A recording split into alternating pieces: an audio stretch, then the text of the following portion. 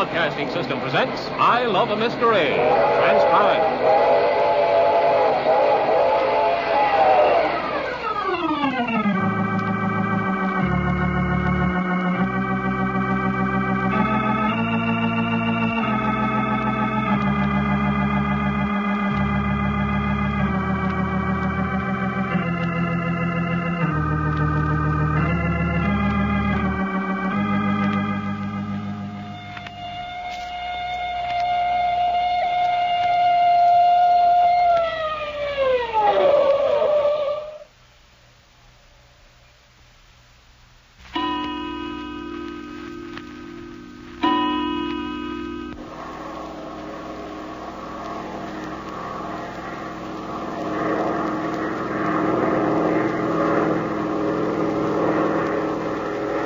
Yes, sir, Jack. A bunch of doggone heroes. Every doggone one of us. Oh, look here, Doc. Yeah, I know how you feel, Reggie. I wouldn't believe it myself. Only here it is, spread over the front pages of every newspaper in the country.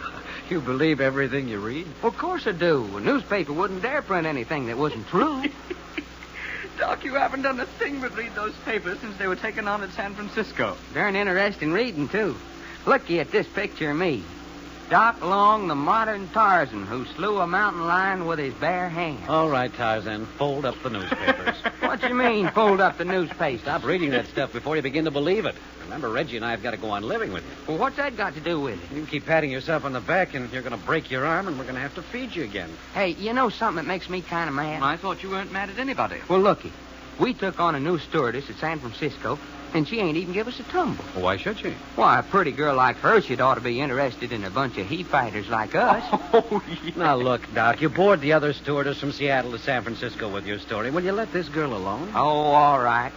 Of course, if she asks me, I'm going to have to tell her. Well, she won't ask you if she knows what's good for her. Doggone, I can't get over it. The insurance company are giving us 25,000 potatoes just for bringing Alexander Archer back alive. 25,000 good round simoleons. It was little enough. If Richard Cooper had killed Archer, the insurance company would have been out $1 million. Yeah. And now here we are on our way to Hollywood to live like three doggone kings. I still don't know why you wanted to come to Hollywood. Well, Hollywood is good as any place else to spend 25,000 smackers, ain't it? Yes, I suppose so. But, Doc, we really don't have to spend it, do we? Of course we do. What good's 25,000 if we don't spend it? You agree with him, Jack? Well, it's certainly true that he won't be good for anything else until the money's gone. Quite. And it is a bother. Oh, it ain't gonna be no bother to me. Not for long, it ain't. What's the best hotel in Los Angeles? Oh, there's several. Yeah, but the most expensive. I don't know. Well, anyway, that's where we're going. Yes, but, Doc, we're not dressed for that sort of thing. Then we'll get dressed for it. And we'll get the most expensive automobile we can find and eat in the most expensive eating places and go to the most expensive shows. And the 25,000 will last us just about 1 month. Well, that's just about right. I don't think I could stand being so darned expensive much longer than that. Do you like it, Reggie? Well, as a matter of fact, I don't. Now, there's gratitude for you. I work out a swell way to spend our 25,000. Well, just think, Reggie. Folks are waiting on us, breakfast in bed, waiting around in pretty women up to our armpits. I was wondering when that was coming out. Pretty women? Yes. But, Jack, that's the best part of the whole idea. Why, there ain't nothing I like... We know there isn't anything you like as much as a pretty woman. Well, they ain't. There's one thing, though. I'm just wondering with so much whoopee if I'm going to be able to get home every morning in time to have breakfast in bed. Looky, you fellas, promise me something. Well, let's hear it first. I want you two to promise me, no matter what happens, no matter what, you get me, that we ain't going to take no adventure nor solving a mystery nor nothing like that until every last penny of the $25,000 is gone. I see. You don't want business to interfere with pleasure. You bet I don't. You promise? Well, now, that's a funny thing to ask, Doc. Adventure just doesn't come up and smack you in the face. You've got to go out looking for it. Yeah, but I know Jack. He smelled something and away we go. But if we do run into something... No, sir. If we run right smack into something, we're going to turn our backs and start walking the other way. What do you say to that, Jack? I say the worst is about to happen. Huh? Well, what you mean? That stewardess has spotted us. She's coming this way with a newspaper in her hand. Hey, that's all right. Well, get ready, Reggie, to hear the story of our great adventure all over again. Quite. Hello, honey. Are you Mr. Long? Oh, that's all right. Just call me Doc. Oh, I say. Then this is your picture in the paper. Yep, that's right. And, these other two men? Yep, Jack Packard and Reggie York. Oh, but it's wonderful. You're the three who were almost murdered and fought those mountain lions. Yeah, would you like to hear about it? Oh, please. And that poor girl, Linda Joyce. You were wonderful to save her from the mountain lion the way you did. Oh, shucks, it wasn't nothing. Sit down a minute, and I'll tell you all about it. Oh, will you please do? It's his pleasure. What's that? I say you don't know what you're letting yourself in for. Hey, Jack, she asked me, not you. That dreadful Richard Cooper and Dr. Thorne. Thank goodness they're safely in jail. Yeah, they're locked up so tight they ain't never going to get out. But there were so many of them. I mean, besides the two leaders. How did you ever get off the island? Well, while me and Linda was out fighting the lion, Jack and Reggie here captured Cooper and Thorne and locked the rest of the gang up in one of the rooms down in the cellar. Oh, you two should be so proud of yourselves. Hey, what about me out there fighting the lion? Yeah. But after all, you did have a knife. It wasn't a very big knife. And anyway, I've heard that mountain lions are cowardly. Hey, when I got through with that cougar, I was in the hospital for 2 weeks. You don't look like you'd ever been sick a day in your life. Oh, wonderful. Well, I swear to Grandma, I ain't never seen a girl like you before. Ain't you impressed at all? Of course I am.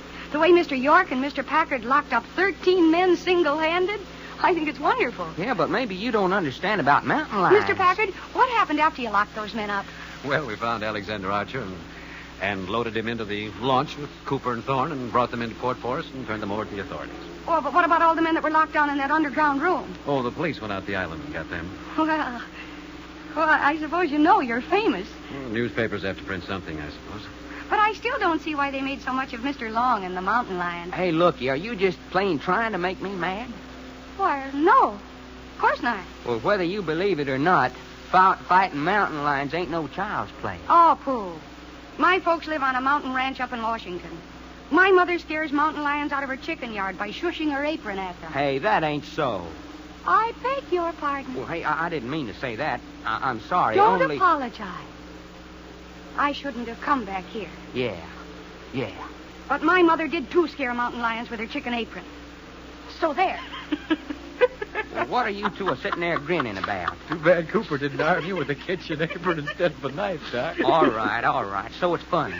Now I come to think of it, Reggie, I wonder if maybe Linda didn't scare that lion to death by shaking her skirts at him. Yes, quite. But in that case, how did Doc get those scratches and bruises? He might have fallen down a ravine. Yes, that would account for it, all right. Well, you two guys shut up. Well, naturally, he couldn't say that Linda killed the cougar. Naturally not. Looky, you two smart guys. beg your pardon? Yeah?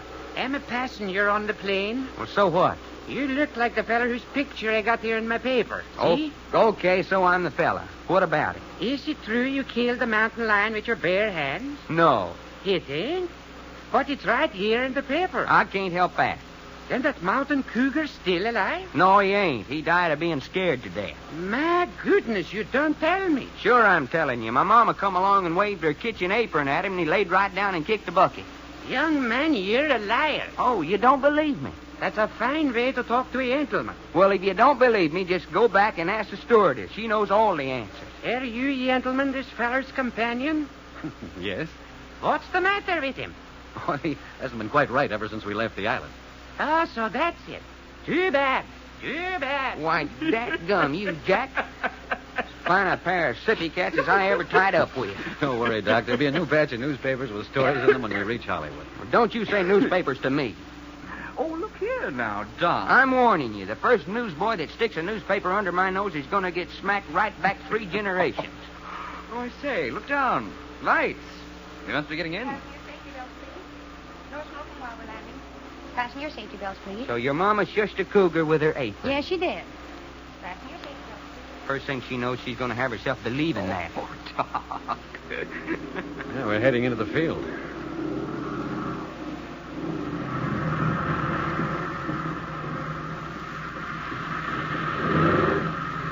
There we are.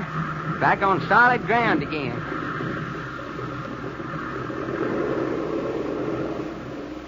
Well, there she is, folks. Burbank, California.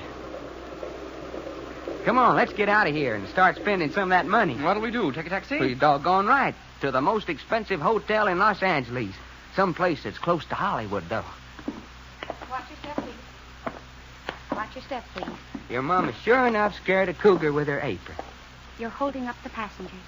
Please move along. Oh, so you're backing down now. I am not. Doc, come on. Well, all I gotta say is that your mama's one tough hombre. Oh, you're impossible. Take his arm, Reggie. I'm a-coming. Watch your step, please. A cute kid. Just as soon lie as look at you, though. quite a crowd outside the gate. Transcontinental plane getting ready to go out. I beg your pardon. Are you Mr. Jack Packard and party? Yes, that's right. This way, if you please. Yeah, wait a minute. Who are you? I'm the chauffeur. If you'll just get in that big black car over there, I'll pick up your baggage. Man, oh, man, looky at it. A block long. What's it all about? We didn't order anyone to meet us. You must be mistaken. You said your name was Mr. Packard? That's right. Well, then, if you'll please get in the car, I'll be right back with the luggage. Jack, I don't get it. Well, neither do I. Well, what do we care? Looky, it's what's in that big old automobile. What's that? I ask you, did you ever see a prettier armful of girl than that? No. Let's climb in. What are we waiting for?